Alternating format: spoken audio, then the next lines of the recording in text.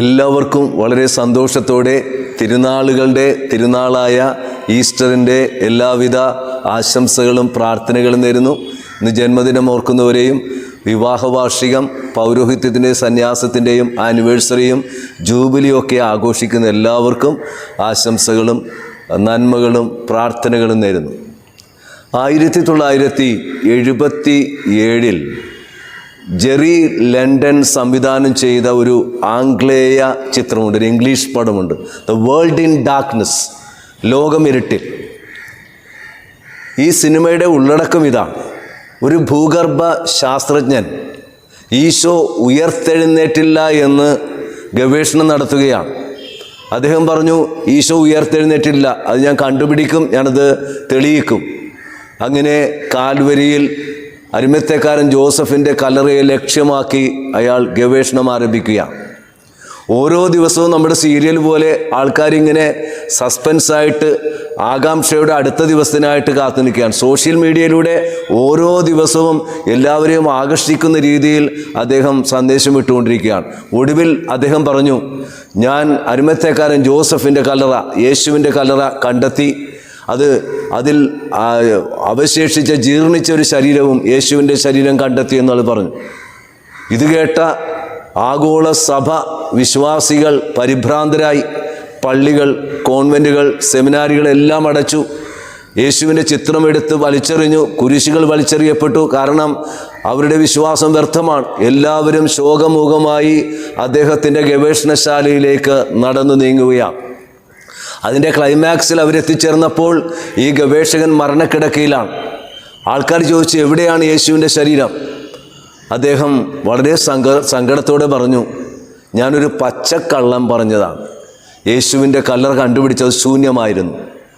അതെ, കർത്താവായി ഈശോ ഉയർത്തെഴുന്നേറ്റില്ലായിരുന്നെങ്കിൽ ഞങ്ങളുടെ പ്രസംഗം വ്യർത്ഥം, നിങ്ങളുടെ വിശ്വാസം വ്യർത്ഥമെന്ന് പൗലോസ്ലീഹ 1 കൊറിന്തോസ് 15:14 പറഞ്ഞ വചനം സ്മർത്തവ്യം.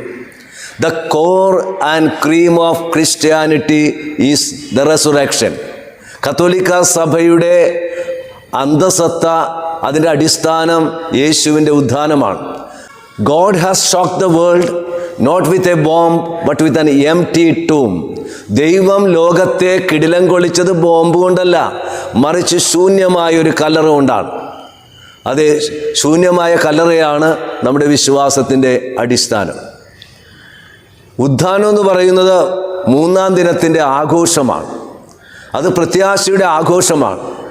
ബൈബിളിലൂടെ കടന്നു ചെല്ലുമ്പോൾ ഹോസയ 6:2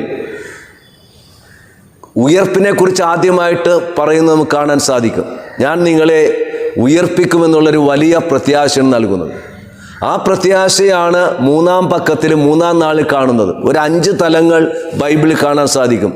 ഒന്ന്, ലൂക്കായുടെ സുവിശേഷം 2:46 ഉണ്ണീശോയെ കാണാതെ പോകുന്നു, 3-ാം നാൾ കണ്ടെത്തുന്നു. സന്ദേശം ഇതാണ്: നമ്മുടെയൊക്കെ ജീവിതത്തിൽ പലതും കൈമോശം വന്നു പോകും. പ്രാർത്ഥന, കുർബാന, പലതും ബന്ധങ്ങൾ കൈമോശം വന്നു പോകുമ്പോൾ കൈമോശം വന്ന കർത്താവിനെ കണ്ടെത്തണം. രണ്ടാമതായി, 3-ാം നാൾ ഗലീലായിലെ കാനായിലെ കല്യാണമാണ്. 2-ാം അധ്യായം യോഹന്നാൻ 1:11.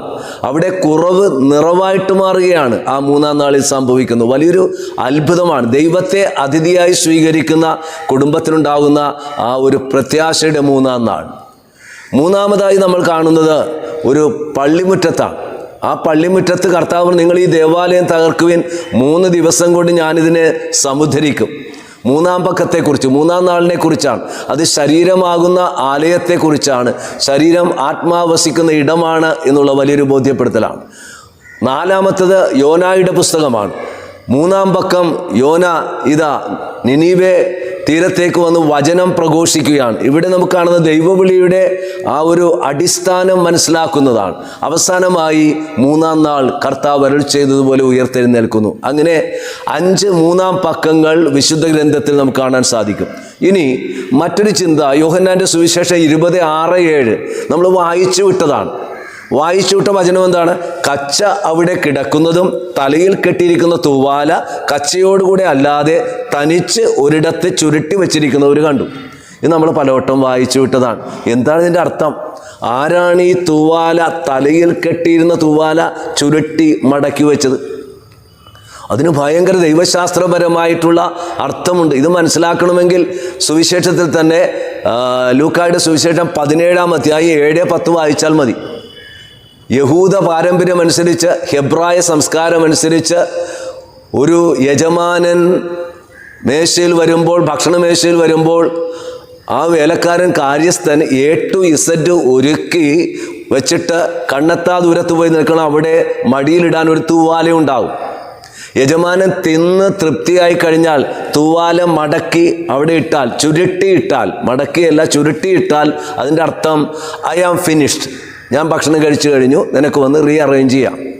പക്ഷേ ചില യജമാനന്മാർ ഭക്ഷണം കഴിച്ച് തീരുന്നതിന് മുമ്പ് 4ആയി മടക്കി വെച്ച് കഴിഞ്ഞാൽ തീർന്നിട്ടില്ല, ഐ ആം കമ്മിങ്, ഞാൻ വീണ്ടും വരും. വാസ്തവത്തിൽ ഈ കല്ലറയിൽ മടക്കി വെച്ച ഈ തൂവാല നമ്മെ ഓർമ്മപ്പെടുത്തുന്നത് ഓരോ ബലിയിലും ലോക അവസാനം വരെ ഞാൻ കടന്നു വരും എന്നുള്ള വലിയൊരു വെളിപ്പെടുത്തലാണ്. അതല്ലേ നമ്മൾ കാണുന്നത്.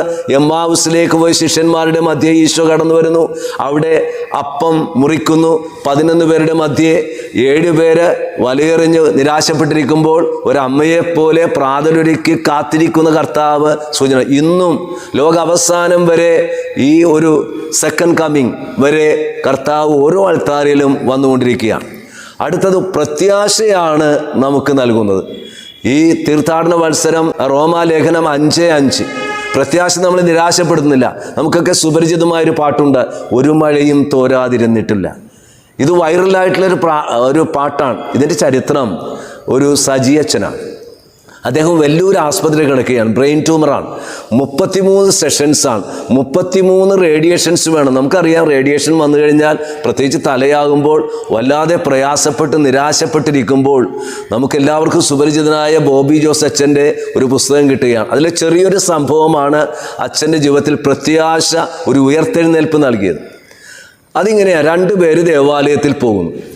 ദേവാലയ മണി മുഴങ്ങി, ആരാധന തുടങ്ങി, ആശീർവാദം കഴിഞ്ഞു. പെട്ടെന്ന് മഴ പെയ്തിറങ്ങി. ഒരാൾ പറഞ്ഞു, ഓ ഈ ദിവസം പോയി, ഭാര്യ എന്നോട് പറഞ്ഞാണ് പള്ളിയിൽ പോകണമെന്ന്, വരാതിരുന്നാൽ മതിയായിരുന്നു. അപ്പോൾ അപരൻ തോളിൽ തട്ടിയിട്ട് പറഞ്ഞു, സ്നേഹിത, ഈ ഭൂമിയിൽ പെയ്തിറങ്ങിയ ഒരു മഴയും തോരാതിരുന്നിട്ടില്ല. ഈ ഒരൊറ്റ വാക്കാണ് നമ്മുടെ ഈ സജി അച്ഛന് പ്രത്യാശ പകർന്നു കൊടുത്തത്. ഒരു മഴയ്ക്ക് ശേഷം ഒരു ഇടവേളയുണ്ടല്ലോ, തോരുന്നുണ്ടല്ലോ. ഒരു രാത്രി കഴിഞ്ഞാൽ ഒരു പകലുണ്ടല്ലോ. അപ്പോൾ അച്ഛനത് വലിയൊരു പ്രത്യാശയാണ് ലഭിച്ചത്. ഒരു കാറ്റ് വന്നു കഴിഞ്ഞാൽ പിന്നെ ശാന്തതയുണ്ടല്ലോ. കല്ലും മുള്ളും കൊള്ളുന്ന വഴിയിലൂടെ പോകുമ്പോൾ കർത്താവ് താങ്ങും. അങ്ങനെയാണ് അച്ഛൻ ഈ മനോഹരമായിട്ടുള്ള പാട്ടെഴുതിയ ഒരു മഴയും തോരാതിരുന്നിട്ടുള്ള എന്നുള്ള പാട്ട്. അത് നമ്മുടെ ജീവിതത്തിലും തീർച്ചയായിട്ടും ഇങ്ങനെ കാറ്റും കോളും മഴയും മുള്ളും കല്ലും ഒക്കെ വരുമ്പോൾ നമ്മൾ ഓർക്കണം, കർത്താവായി ഈശോ നൽകുന്ന ആ പ്രത്യാശ. എൻ്റെ അടുക്കൽ വരുവിൻ, ഞാൻ നിങ്ങളെ ആശ്വസിപ്പിക്കാം എന്നുള്ള മത്തായി 11:28 എപ്പോഴും ഓർമ്മയുണ്ടാകണം. മറ്റൊരു സന്ദേശം എഫെസ്യർക്കെഴുതിയ ലേഖനം 5-ാം അധ്യായം 4-ാം അധ്യായം 22-ാം വാക്യമാണ്. എഫെസ്യർക്കെഴുതിയ ലേഖനം 4-ാം അധ്യായം 22-ാം വാക്യമാണ്. നിന്റെ പഴയ മനുഷ്യനെ ഉരിഞ്ഞു മാറ്റി പുതിയ വ്യക്തിയെ ധരിക്കണം. അപ്പം ഈസ്റ്റർ കൊണ്ട് ഉദ്ദേശിക്കുന്നത് നമ്മൾ പുതു സൃഷ്ടിയായിട്ട് മാറണം. ബൈബിളിൽ സക്കീവൂസ് ഭാവിയിൽ ഒരു മെത്രാനായി മാറി. സമറിയാക്കാരി ഒരു പ്രഘോഷയായി മാറി. മഗ്ദലന മറിയം അപ്പോസ്തലന്മാരുടെ അപ്പോസ്തലയായി. അവളാണ് പരിശുദ്ധാത്മാവിൻ്റെ ആലയമാണെന്ന് ബോധ്യപ്പെട്ട കുരിശിൻ്റെ വഴിയിലും കുരിശിൻ ചുവട്ടിലും സംസ്കാര സമയത്തിനും അതിനുശേഷവും തീവ്രതയോടെ ഓടി വരുന്നത് ഈ ഈശോയുടെ മഗ്ദലന മറിയമാണ്. അപ്പോസ്തലന്മാരെല്ലാം അനുഭവിച്ചിരുന്നത് ഈ മഗ്ദലന മറിയം. അതുകൊണ്ട് അവളെ വിളിക്കുന്നത് അപ്പോസ്തലന്മാരുടെ അപ്പോസ്തല എന്നാണ്. ഒരു പുതുജീവിതം. ഇനി കുരിശിൽ കിടക്കുന്ന കള്ളനെ എടുക്കുക, അവൻ നല്ല കള്ളനായിട്ട് മാറി. അഗസ്തീനോസിനെ എടുക്കുക, നമ്മുടെയൊക്കെ ചരിത്രം നോക്കിയാൽ പുതു സൃഷ്ടികളായിട്ട് മാറും. 20 വർഷത്തിന് മുൻപ് മഞ്ഞമ്മൽ ധ്യാന കേന്ദ്രത്തിൽ ധ്യാനം കൂടി. അദ്ദേഹം കുടിയനായിരുന്നു. മദ്യപിച്ചുകൊണ്ട് തന്നെയാണ് അവിടെ വന്നത്.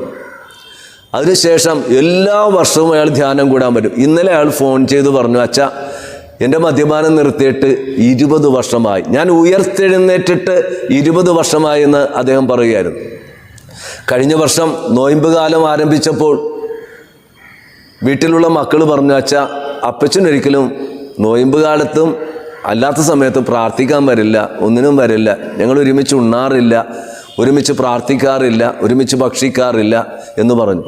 ഞാൻ അവരോട് ഒരു പ്രത്യേക നിയോഗം വെച്ച് 3 ഈസ്റ്റർ ഗിഫ്റ്റ് ചോദിച്ചുകൊണ്ട് പ്രാർത്ഥിക്കാൻ പറഞ്ഞു. അത്ഭുതം എന്ന് പറയട്ടെ, അവർ പറഞ്ഞു ഈ വർഷം ആ കരിക്കുറി തിരുനാളിന് ശേഷം അപ്പൻ മദ്യപിച്ചിട്ടില്ല. എല്ലാ ദിവസവും പള്ളിയിൽ പോവച്ച, എല്ലാ ദിവസവും കുടുംബ പ്രാർത്ഥന, എല്ലാ ദിവസവും അവർ ഒരുമിച്ച് ഉണ്ണും. അപ്പോൾ അതൊരു വലിയ റെസറക്റ്റഡ് ലൈഫാണ്. ഇതാണ് നമ്മുടെ ജീവിതത്തിൽ ഉണ്ടാകണം. അല്ലാതെ നമ്മൾ വിഭൂതി ആരംഭിക്കുമ്പോൾ താടി വളർത്തും, വെള്ളിയാഴ്ച താടി വലിക്കും, പിറ്റേ ദിവസം മറ്റവനെ അടിക്കും. അത് ഉദ്ധാനമൊന്നുമല്ല. അങ്ങനെ ചെയ്യുന്ന ഒരാൾക്കാരും ഉണ്ട്. ഇനിയും വിശുദ്ധ ഗ്രന്ഥത്തിലേക്ക് കടന്നു വരുമ്പോൾ മത്തായി 18:20 ഉദിതനായി ഈശോ എപ്പോഴും മധ്യയാണ് കടന്നു വരുന്നത്, നടുവിലാണ് വരുന്നത്. പേരിൽ തന്നെ യേശുവിൻ്റെ പേരെവിടെ കിടക്കുന്നത്? പരിശുദ്ധാത്മാവിൻ്റെയും പിതാവിൻ്റെയും പരിശുദ്ധാത്മാവിൻ്റെയും മധ്യേ, യൗസേപ്പ് പിതാവിൻ്റെയും മാതാവിൻ്റെയും മധ്യേ. ഈശോ പഠിപ്പിച്ചത് എന്താണ്? മത്തായി 18:20 എവിടെ എൻ്റെ നാമത്തിൽ 1-2 പേർ ഒരുമിച്ച് കൂടുന്നോ അവരുടെ മധ്യേ ഞാൻ ഉണ്ടാകും. ഒടുവിൽ ഈശോ മരിക്കുന്നത് എങ്ങനെയാണ്? സ്വർഗത്തിനും ഭൂമിക്കും മധ്യേ, 2 കള്ളന്മാരുടെ മധ്യേ. ഉദിതനായി ഈശോ കടന്നു വരുന്നത് എവിടെയാണ്? മഗ്ദലന മറിയവും മറ്റേ മറിയവും വന്നപ്പോൾ അവരുടെ മധ്യേ, എമ്മാവുസിലേക്ക് പോയ 2 ശിഷ്യന്മാരുടെ മധ്യേ, വലയെറിയാൻ പോയ 7 ശിഷ്യന്മാരുടെ മധ്യേ, ഒരുമിച്ച് കൂടിയ 11 പേരുടെ മധ്യേ. സന്ദേശം വ്യക്തം, അത് ഹ്രസ്വം. ഉദ്ധാനം നമ്മുടെ കുടുംബത്തിൽ, നമ്മുടെ ജീവിതത്തിൽ, നമ്മുടെ സമൂഹത്തിൽ, ഇടവകയിൽ നമ്മൾ അനുഭവിച്ചറിയേണ്ടത് കൂട്ടായ്മയിലാണ്, പങ്കുവയ്ക്കലിലാണ്, സാഹോദര്യത്തിലാണ്, സമഭാവനയിലാണ്. ഈസ്റ്റർ ജോയ് എന്ന് പറയും, JOY, Jesus, others and you. നിനക്ക് ഉദിതനായി ഈശോയെ അനുഭവിച്ചറിയണോ? നീ മറ്റുള്ളവരിലേക്കും നിന്നിലേക്കും തിരിഞ്ഞു കഴിയുമ്പോൾ നിന്റെ ജീവിതത്തിൽ വലിയ ഉദ്ധാന അനുഭവമുണ്ടാകും. അതുകൊണ്ട് പ്രാർത്ഥിക്കുന്നു, ആശംസിക്കുന്നു. ഉദിതനായി ഈശോ നൽകിയ ആ സമാധാനം, ആ സന്തോഷം, ആ സമൃദ്ധി, ആ സംരക്ഷണം നമ്മുടെ എല്ലാവരുടെയും കുടുംബത്തിനുണ്ടാവട്ടെ. എല്ലാവർക്കും ഈസ്റ്ററിൻ്റെ ആശംസകൾ, നന്മകൾ.